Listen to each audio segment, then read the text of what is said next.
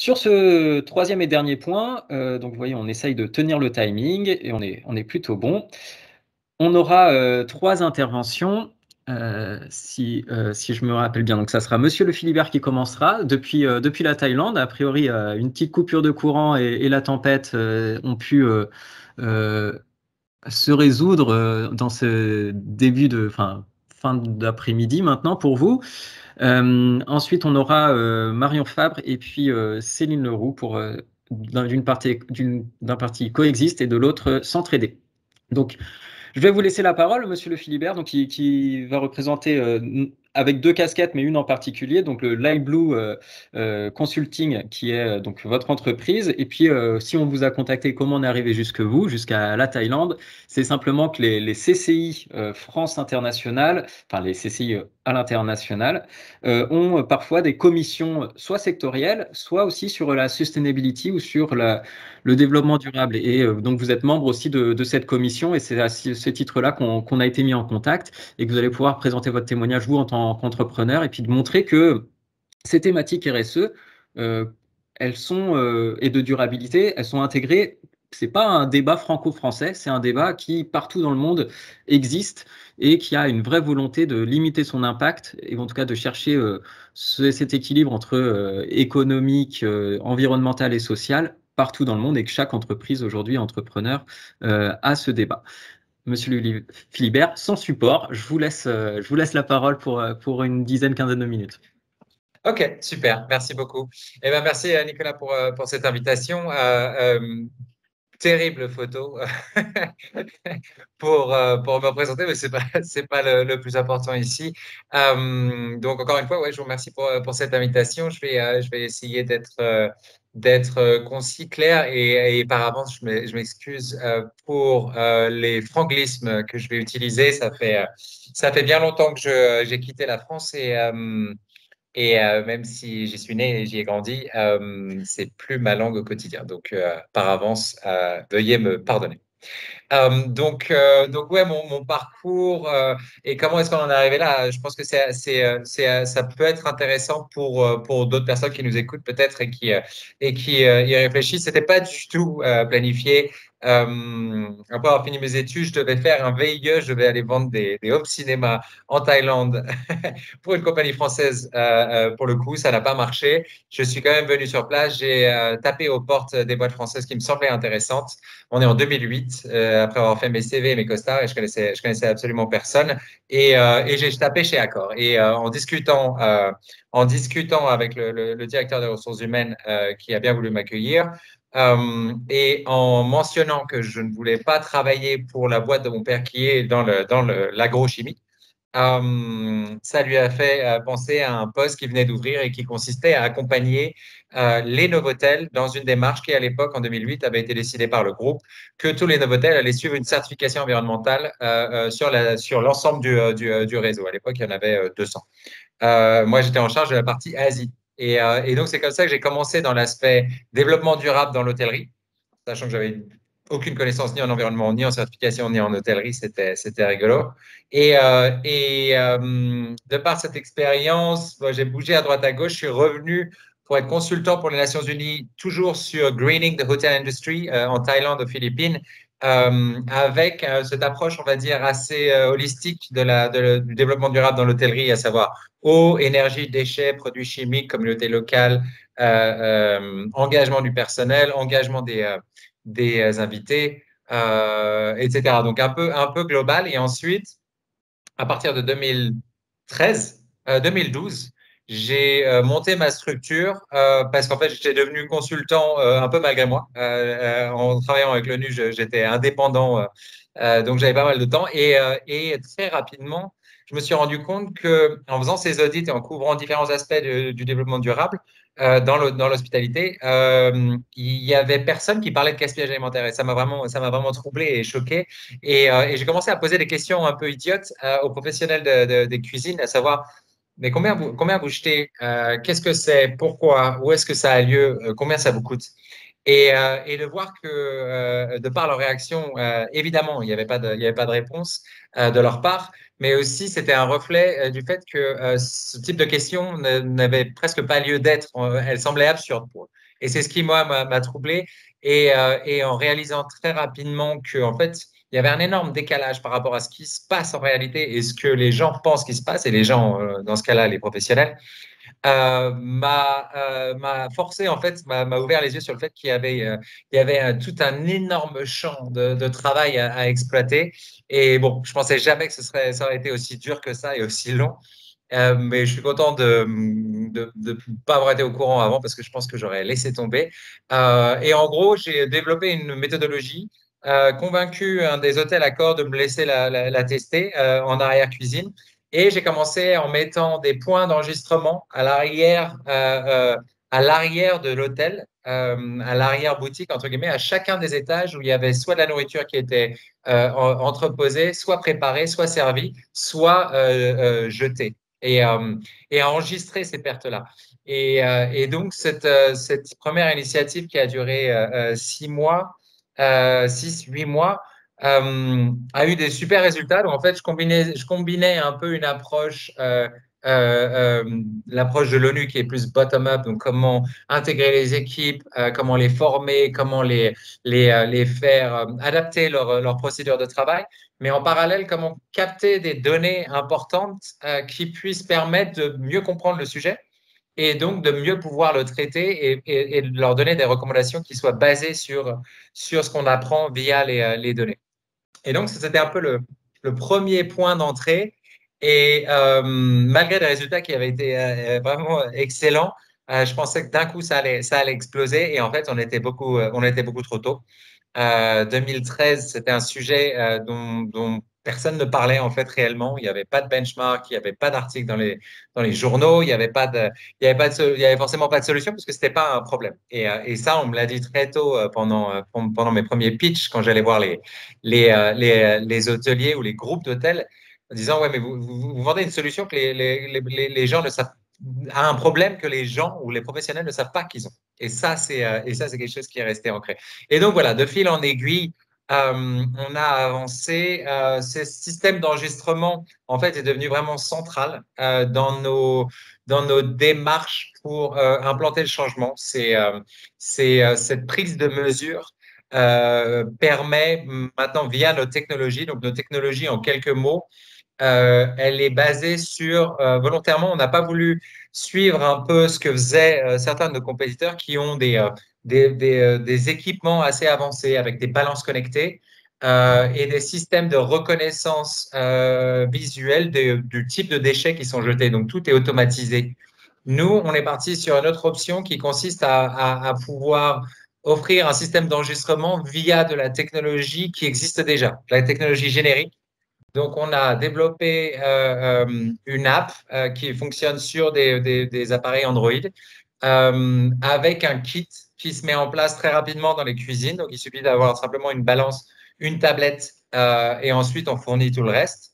Et les hôteliers peuvent, donc pas seulement les hôteliers, mais les cantines, les restaurants, les hôteliers, enfin à peu près n'importe qui prépare et qui sert de la nourriture peuvent avoir un système d'enregistrement des pertes où les datas sont saisies, les données sont saisies via le téléphone ou la tablette et toutes les informations sont sont analysées en ligne sur le dashboard et le site web et les utilisateurs reçoivent un rapport hebdomadaire avec toutes les informations.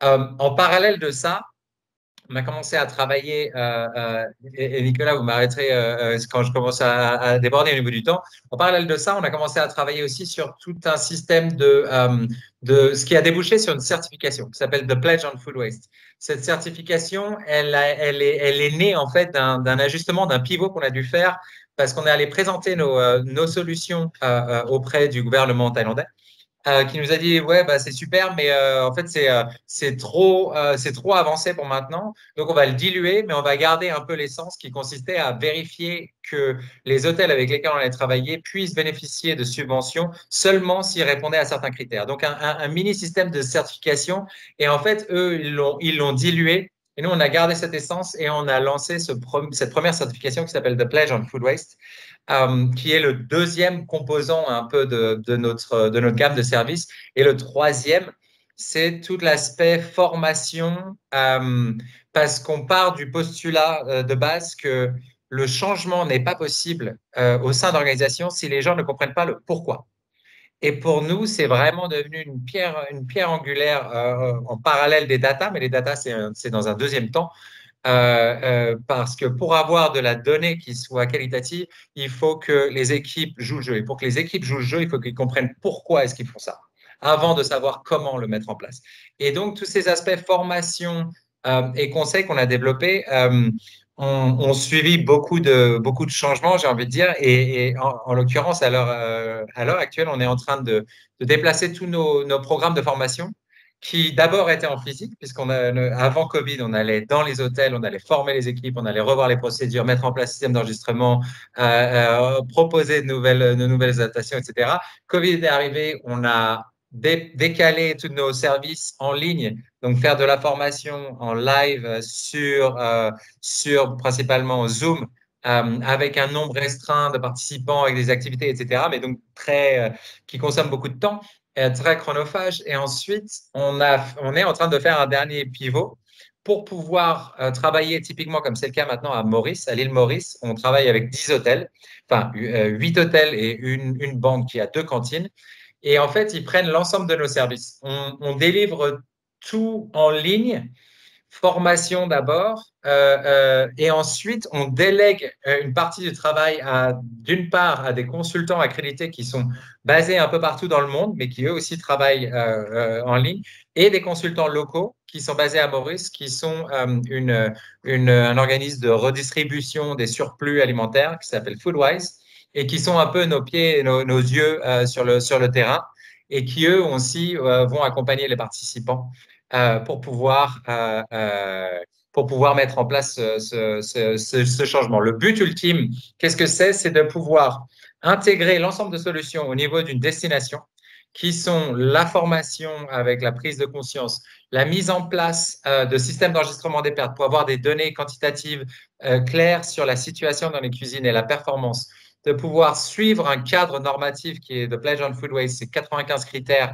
articulés autour de 7 piliers et qui sont vérifiés par un audit extérieur, et avec un accompagnement qui est d'une part en ligne et d'autre part en local, avec un but ultime, c'est au-delà de la certification, c'est de changer également le mindset de ceux qui mettent en place le pledge pour connecter avec l'écosystème local de ce qu'on appelle le Food Waste Solution Providers, ceux qui offrent des solutions au gaspillage alimentaire en fonction de où ils se trouvent sur la pyramide du gaspillage alimentaire, entre l'aspect préventif, redistribution pour consommation humaine, redistribution, enfin transformation pour consommation animale, ou transformation pour waste to energy, waste to compost ou quelque chose qui soit mieux. Mais le but ultime, c'est que ces hôteliers ou ces restaurateurs rentrent dans une démarche où ils essayent d'atteindre ce qu'on appelle zero food waste to landfill, zéro gaspillage alimentaire qui finisse à la décharge.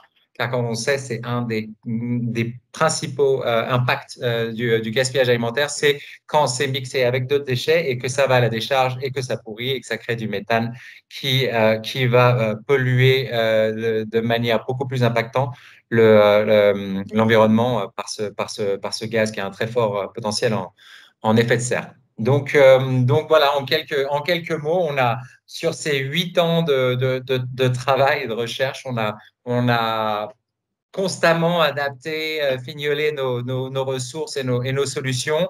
Et là, on est sur des nouveaux modèles qui sont hyper intéressants et j'espère, ça fait partie des discussions, on est en train de faire toute la collecte de données sur l'impact de ce type de projet et tendre, on l'espère, vers un standard qui pourrait devenir un standard national pour Maurice, peut-être pour commencer à voir où est-ce que ça va nous emmener. Entendu, merci beaucoup pour cette présentation.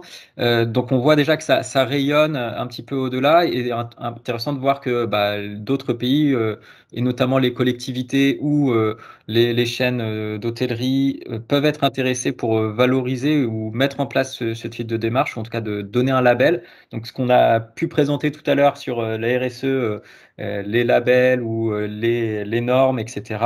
On voit que ça fait aussi écho à des réflexions que d'autres gouvernements ou d'autres pays ont en tête. Euh, Juste un petit mot. également sur le travail avec cette commission RSE. Vous m'aviez dit qu'elle était un peu en stand-by depuis le Covid, mais l'idée, qui sont les profils des entreprises représentées, ou quels seraient les gros axes ou les attentes, en tout cas, qui sont sous quel axe on voit sustainability en Thaïlande? Ouais, c'est encore très très loin, hein. Alors forcément, avec la communauté française, c'est, on va dire, un peu plus important dans l'ordre du jour, mais on est encore très très loin en termes de prise de conscience générale. Et les acteurs, même les acteurs français qui sont généralement basés en Thaïlande, sont allez, beaucoup moins sensible, on va dire, à ce genre de démarche. C'est très souvent lié à de la communication, malheureusement. Ça, c'est un gros souci. Mais pour répondre à la question initiale, par rapport à la chambre de commerce et cette commission sustainability, un des principaux axes consistait à organiser un forum annuel qui avait pour but de mettre en avant des collaborations entre donc des membres de la Chambre de commerce et des partenaires techniques qui offraient des solutions pratiques, que ce soit autour de la nourriture, de l'énergie, de l'eau, des déchets, etc. Et de pouvoir présenter aux participants le type de solution qui existait et comment ce type de collaboration avait pu s'articuler et le type de résultat qui avait été obtenu. Donc forcément, Covid nous a mis une grosse claque.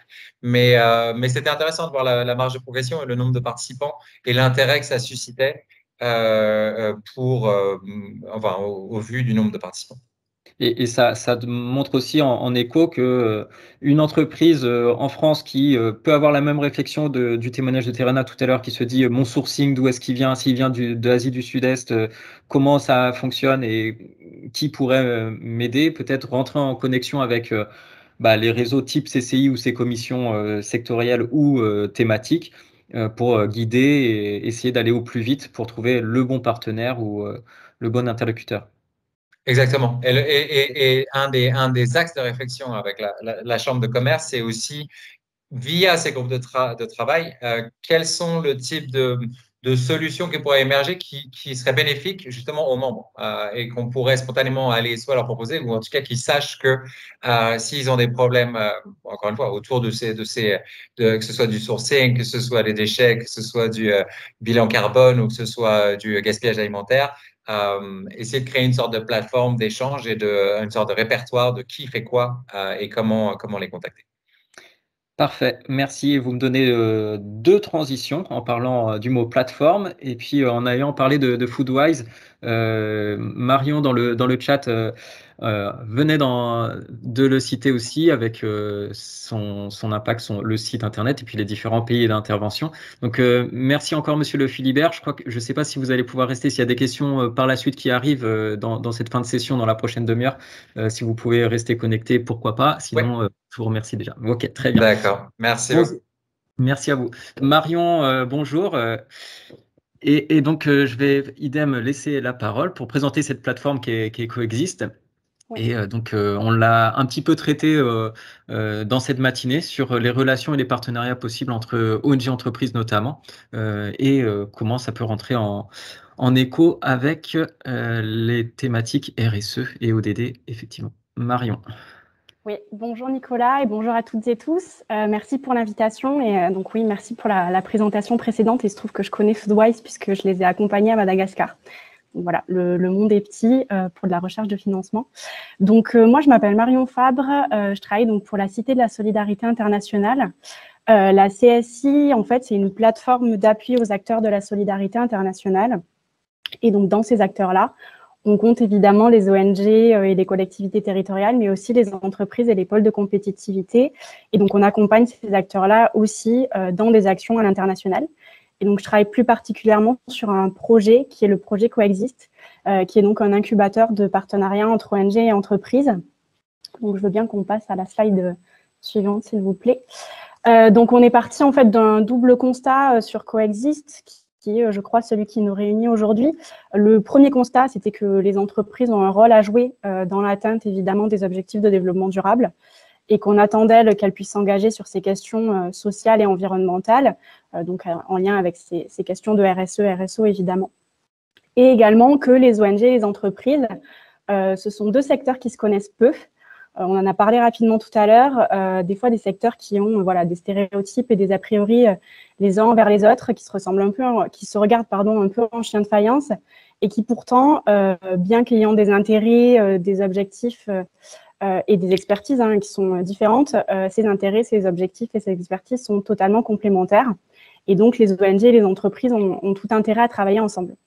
Donc, nous, notre objectif, c'est vraiment de favoriser les partenariats entre les ONG et les entreprises, plutôt des partenariats qu'on appelle de co-construction.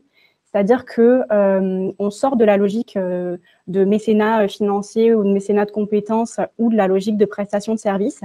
On considère chez Coexist que les acteurs sont déjà bien outillés sur ces questions-là ou sont déjà bien accompagnés. Il y a plusieurs acteurs supports qui peuvent les appuyer sur les questions de mécénat et de mécénat de compétences et de mécénat financier. Nous, on est vraiment dans une logique de co-construction. L'idée, c'est de se dire le binôme ONG-entreprise, en fait, va porter de manière conjointe un projet. Donc, à titre d'exemple et pour schématiser vraiment dans les grandes lignes, souvent, les ONG et les entreprises qui développent des projets conjointement, donc les expertises sont complémentaires et finalement, l'ONG apporte une expertise vraiment sur la connaissance terrain, sur la connaissance du contexte et de l'écosystème du projet. Et l'entreprise, le plus souvent, apporte une connaissance technique sur l'eau, l'énergie, la santé, l'agri-agro. Et c'est ce qui permet en fait de développer des modèles qui soient évidemment plus responsables, aussi plus innovants, plus adaptés au terrain et aux besoins des populations, et du coup, évidemment, plus durables et pérennes, dans les pays dits du Sud où on accompagne les projets.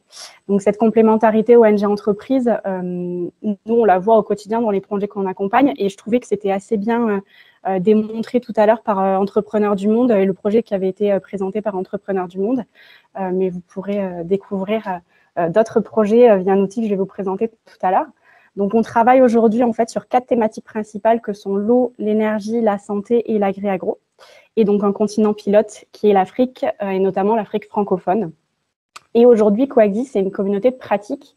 C'est-à-dire que nous, en fait, on anime la communauté, mais on n'est en aucun cas les seuls animateurs et contributeurs. La logique de l'offre de service de Coexist, c'est de dire que vous êtes à la fois bénéficiaire, mais aussi contributeur. Et vous venez vous-même témoigner de vos expériences, apporter vos expériences, vos bonnes pratiques. Et du coup, vous participez aussi à l'accompagnement et à l'engagement d'autres ONG et d'autres entreprises dans ces logiques-là. Donc, parmi les membres de la communauté, il y a notamment, vous le voyez, du coup, Vernier Hydro et Entrepreneurs du Monde qui ont témoigné tout à l'heure. Je veux bien qu'on passe à la slide suivante, s'il vous plaît. Et donc, sur cette base, on a développé, comme je le disais rapidement, une offre de service qui est basée sur les besoins et les ONG des entreprises. On est vraiment parti dans un premier diagnostic, en fait, qui a été fait avec un panel d'acteurs. Et cette offre de service, aujourd'hui, elle se définit autour de 5 grands axes qui se retrouvent tous sur une plateforme de matching. Donc, le premier outil, c'est cette plateforme de matching qui est vraiment un outil pour trouver le bon partenaire. Le second outil, ce sont des événements et des ateliers. Alors, je disais tout à l'heure, l'idée, c'est de pouvoir créer une place en fait d'interconnaissance pour permettre aux acteurs de dépasser les stéréotypes et de se rencontrer, évidemment, puisque le plus difficile, souvent, c'est de rencontrer le bon partenaire. On organise également des webinaires et des ateliers pour pouvoir permettre aux acteurs de monter en compétence sur ces sujets-là. On a également un accompagnement individuel en fait par l'équipe de Coexist pour vous aider à développer des projets et évidemment une médiathèque pour continuer de s'informer sur ce sujet-là. Voilà, je veux bien qu'on passe à la slide suivante, s'il vous plaît. Et donc, comme je le disais, tous ces outils-là se retrouvent sur un outil global qui est donc une plateforme de matching et que je vous invite à découvrir en vidéo si on peut lancer la vidéo. La logique de cette plateforme, c'est vraiment d'être une plateforme de matching et de rencontre. Donc, ça fonctionne vraiment comme une plateforme de rencontre pour individus. On plaisante souvent en le disant comme ça, mais c'est vraiment le mythique pour les ONG et les entreprises. Et en fait, ça permet à chacun de pouvoir aller déposer des projets sur lesquels ils recherchent des partenaires. Alors, je crois qu'il y a un petit bug un petit retard sur la vidéo. Donc, déposer des fiches partenaires, évidemment, pour expliquer ce que je recherche dans le cadre d'un partenariat, ce que j'apporte dans le cadre d'un partenariat, et donc trouver le bon partenaire. Et donc, sur cette plateforme, vous trouvez également tous les autres outils de l'incubateur Coexiste. Donc, comme je disais tout à l'heure, l'agenda des événements et des ateliers. Les informations également sur les financements accessibles. On parlait rapidement tout à l'heure avec Entrepreneurs du Monde, notamment de pouvoir monter des dossiers communs de financement pour les projets, notamment FASEP ou Fonds d'innovation et développement. Toutes ces informations sur les financements, vous pouvez les retrouver aussi sur cette plateforme. Et puis, évidemment, donc, la médiathèque et les formations que l'on organise, du coup, tout au long de l'année sur ce sujet-là. Voilà. Donc, la plateforme, elle fonctionne vraiment de manière très intuitive. En fait, vous avez un algorithme qui va vous permettre de trouver le bon partenaire. Donc, c'est vraiment la plateforme qui fait le travail de matching, où vous allez sélectionner un certain nombre de critères, basés sur notamment vos thématiques d'intervention, vos pays d'intervention, les compétences complémentaires que vous recherchez. Et c'est la plateforme qui va vous dire tel partenaire correspond à vos attentes. Et donc, vous pourrez prendre contact directement avec le partenaire potentiel. Et nous, par derrière, donc l'équipe Coexiste, on pourra vous aider à développer les projets directement jusqu'à la phase de financement dont je parlais à l'instant. Donc, si vous êtes intéressé par ce sujet-là, n'hésitez pas soit à découvrir l'outil, soit à prendre contact avec moi. Et si vous souhaitez avoir une première introduction, on va dire, sur ce sujet, on organise, nous, le 10 décembre, un webinaire qui s'appelle « Histoire de partenariat ONG Entreprise » sur une thématique qui est donc énergie. Donc, c'est une thématique qui est assez spécifique et peut-être que vous ne vous retrouverez pas tous dans cette thématique-là, mais ça vous permettra de justement peut-être voir la complémentarité entre ONG et entreprise et de découvrir des projets concrets, de voir comment d'autres acteurs ont pu développer ce type de partenariat. Merci beaucoup et je suis disponible pour les questions. Merci Marion pour cette présentation, et c'est vrai que c'est toujours intéressant. On a commencé cette matinée en montrant le cadre et les référentiels, des témoignages, et puis là on voit un peu les outils, les dispositifs qui sont là pour aider à ce que disait aussi Monsieur Guilbault tout à l'heure de Terena, en disant se connaître et connaître aussi notre voisinage, tant d'entrepreneurs que associatifs, parce qu'il y a dans tous nos territoires un maillage important d'associations qui peuvent vous accompagner, vous conseiller, avoir une vraie expertise sur tel ou tel territoire au sud. Merci pour ça. N'hésitez pas s'il y a des questions encore une fois. Et puis, on va pouvoir passer à la dernière présentation. Il y a un autre dispositif également qui complète un petit peu la vision. Donc, ça sera le dispositif Explore que Céline Leroux, donc, du réseau régional multi-acteurs Centre-Aidé en Centre-Val de Loire, va nous présenter. Céline.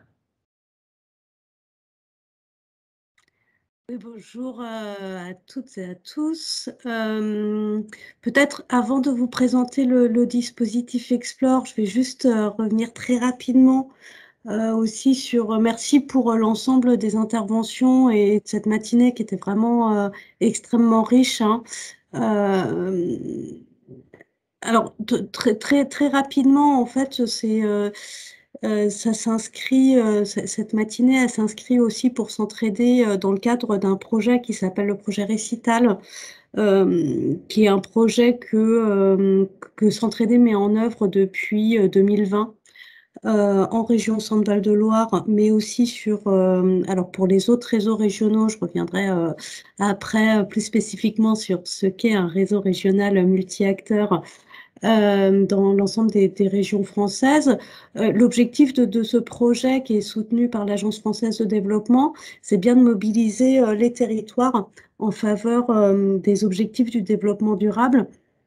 Et je crois que avec cette matinée, en tout cas pour Centre-Aidé, pour nous, c'était vraiment un objectif de pouvoir plus travailler, mieux travailler avec les entreprises qui sont quand même un secteur avec lequel on travaillait peu jusqu'à présent, et sans doute cette matinée offre vraiment une belle vision de ce qui peut être fait de sensibilisation. Donc ça s'inscrit aussi, donc cet atelier, cette matinée s'inscrit dans le cadre d'un partenariat avec le pôle Dream et VG Police Vallée, hein, puisque ces deux pôles ont remporté le prix Récital sur les acteurs économiques pour l'atteinte des ODD.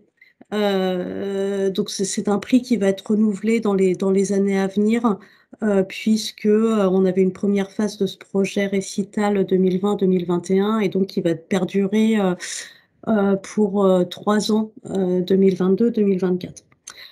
Donc, pourquoi je parle de ça, parce que pour nous, travailler dans la sensibilisation des acteurs économiques et avec les acteurs économiques sur la question de la sensibilisation aux objectifs du développement durable et à leur mobilisation aussi pour travailler dans ce champ-là. Alors, c'est vrai qu'avec en région Centre-Val de Loire, on l'a principalement abordé sous l'angle de la responsabilité sociale des entreprises et des objectifs du développement durable.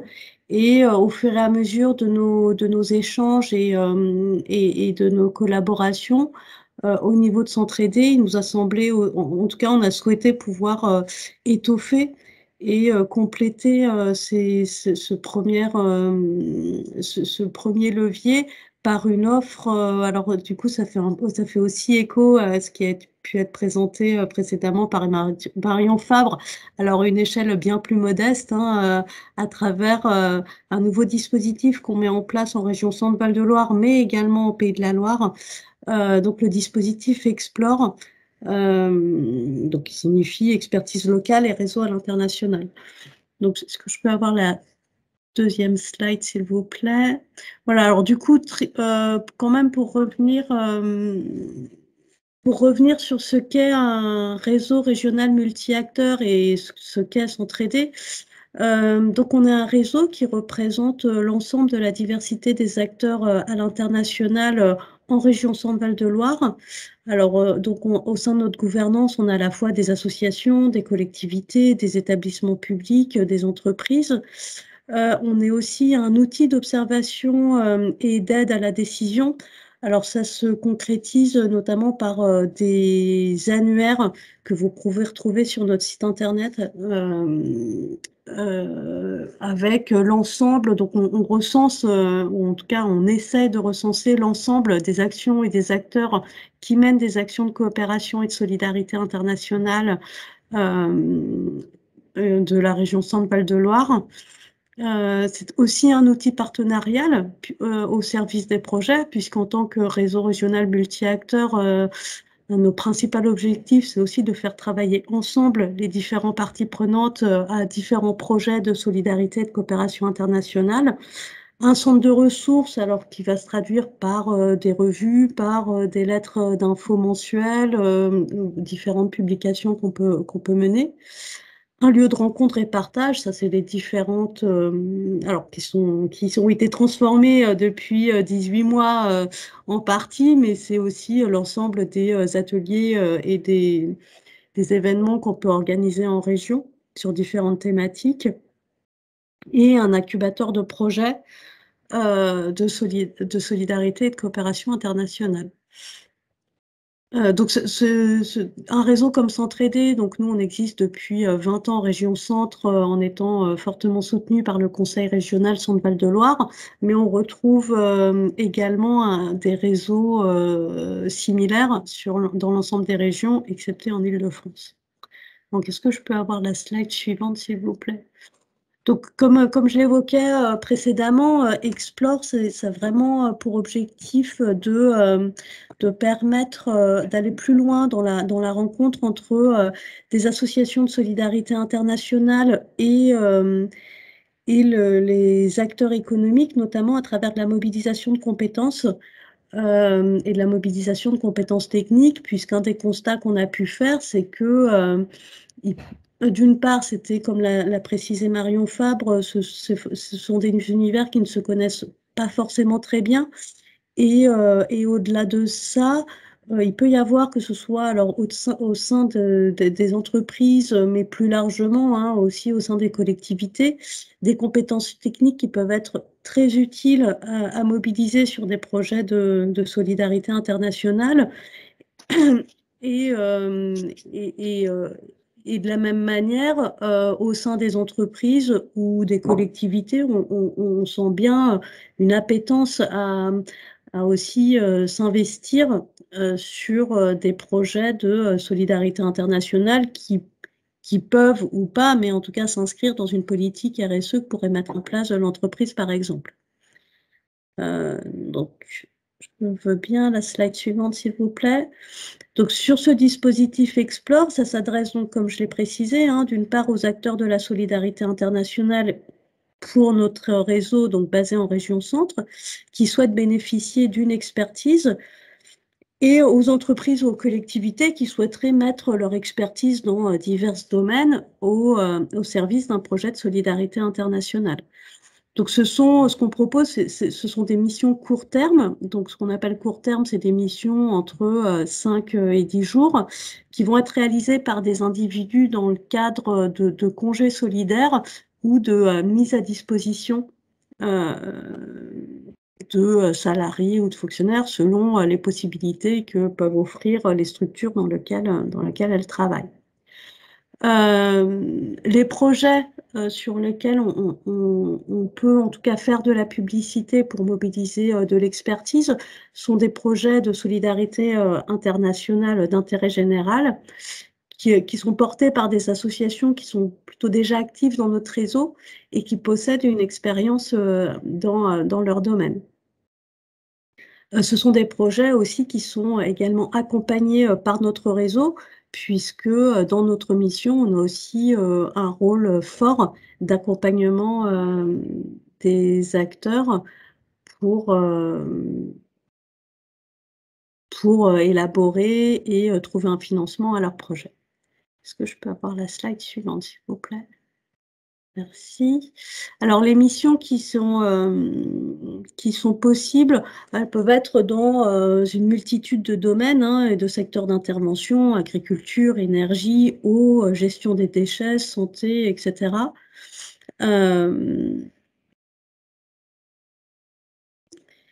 Elles sont préparées par Centraidé, en lien bien sûr avec l'association qui souhaite mobiliser de l'expertise et les partenaires et leurs partenaires dans les différents pays qui peuvent être concernés. Merci pour la slide suivante. Donc voilà, sur quel type de mission? Alors ça peut aussi bien être des missions de diagnostic. Souvent, en plus, une des problématiques qu'on peut retrouver, c'est que tout ce qui est études préalables, diagnostic, sont des missions, sont des coûts en fait qui ne sont pas forcément financés lorsqu'on va chercher des financements extérieurs sur un projet de solidarité internationale.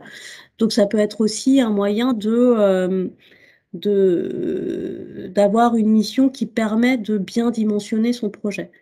Ça peut être aussi, alors là, lors du déroulé d'un projet, sur de l'installation, de la maîtrise d'ouvrage, de la formation qui est souvent nécessaire, notamment pour tout ce qui va avoir trait à la pérennité du projet une fois que celui-ci est achevé, ou encore l'évaluation. Alors, qu'est-ce que va faire Centraidé dans le cadre de ce projet? Alors, pour les volontaires experts, c'est-à-dire qui possèdent des compétences techniques, alors quand on parle d'experts, il faut…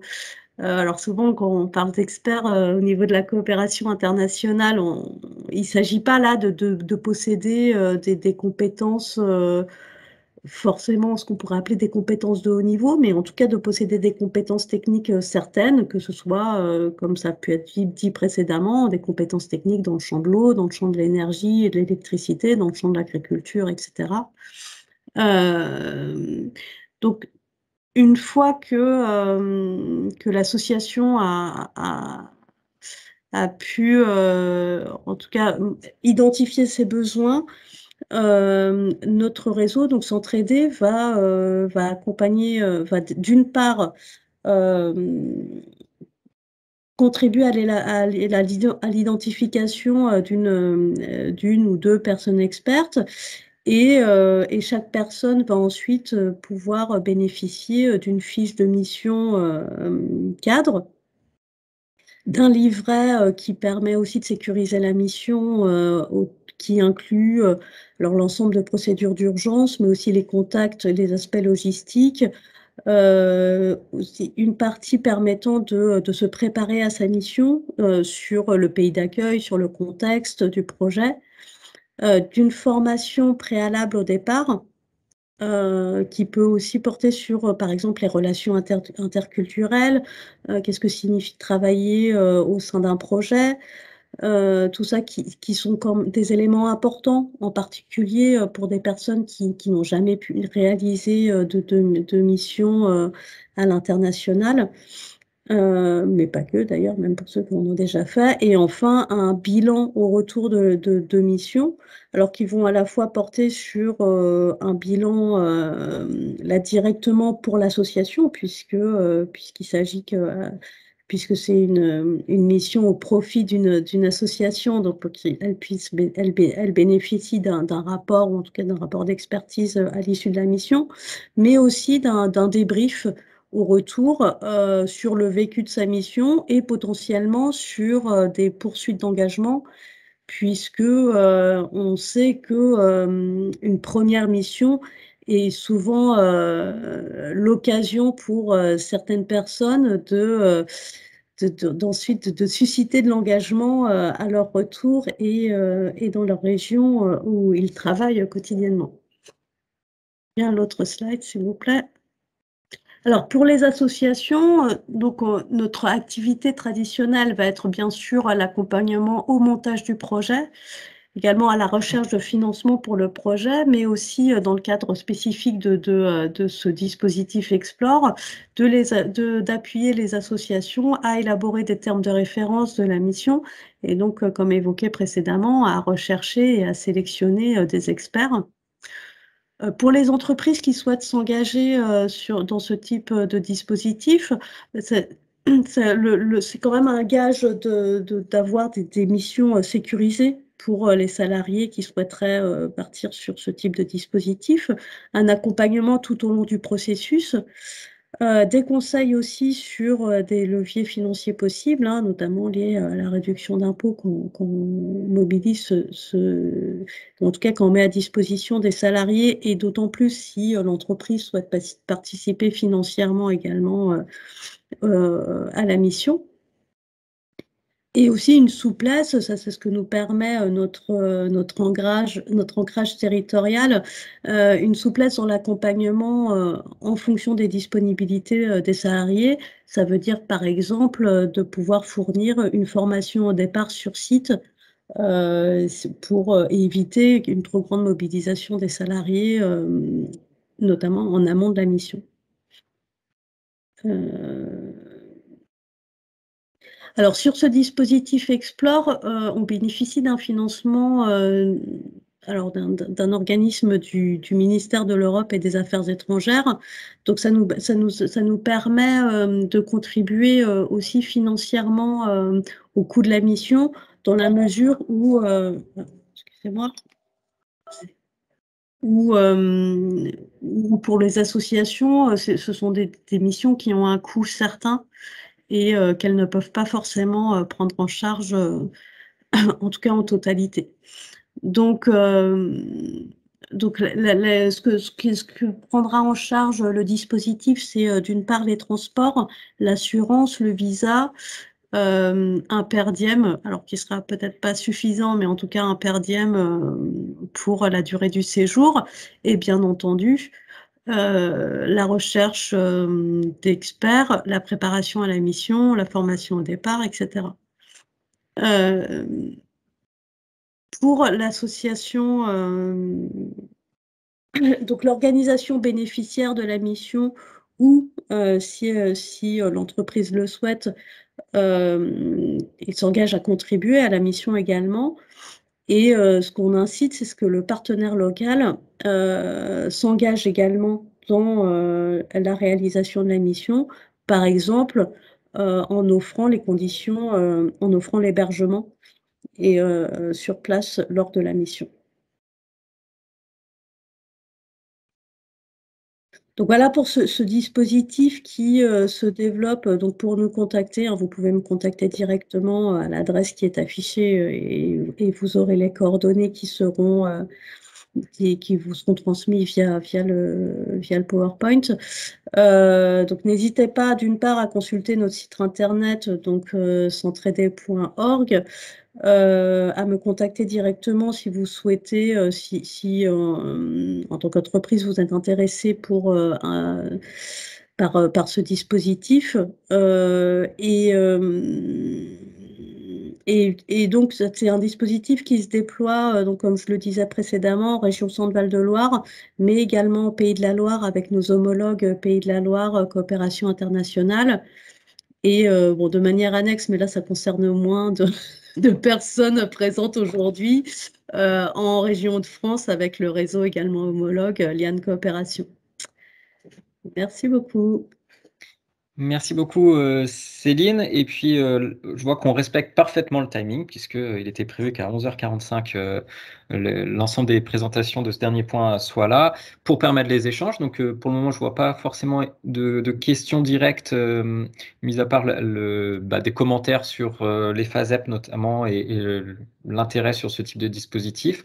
Du coup je vais prendre l'opportunité de ce temps pour faire un petit message de conclusion et de synthèse de ce qui aura été dit avant de vous libérer. D'abord, moi je retiens trois grands messages, enfin trois mots-clés, on va se dire. J'ai essayé de les organiser comme ça. Un, c'est RSE ODD, c'est un cap. Donc c'est bien un référentiel, ce sont bien des normes, mais ça nous permet d'avoir des objectifs et de les structurer. Et ça, on le voit que ça soit un dirigeant qui donne la direction ou un conseil d'administration qui discute et qui se remet en question, le faire au travers de ces référentiels-là, ça nous permet de structurer et d'avancer mieux. Donc le cap. Le deuxième, c'est le multi-acteur. On l'a vu, mener seul une démarche RSE, c'est compliqué. Alors, on l'a vu, des différentes structures qui peuvent vous accompagner, vous apporter des informations et un support fort, mais aussi une fois dans la mise en œuvre, beaucoup des projets, on le voit, sont multi-acteurs, des acteurs économiques, des acteurs associatifs ONG, les financeurs parfois, et puis les territoires, que ce soit chez vous ou dans le pays dans lequel que vous avez des activités. Donc, on a reconnu là aujourd'hui que chacun de ces acteurs ont des compétences. L'important, c'est de bien les identifier et bien se connaître. D'où l'intérêt des RRMA, des plateformes que l'on a pu présenter.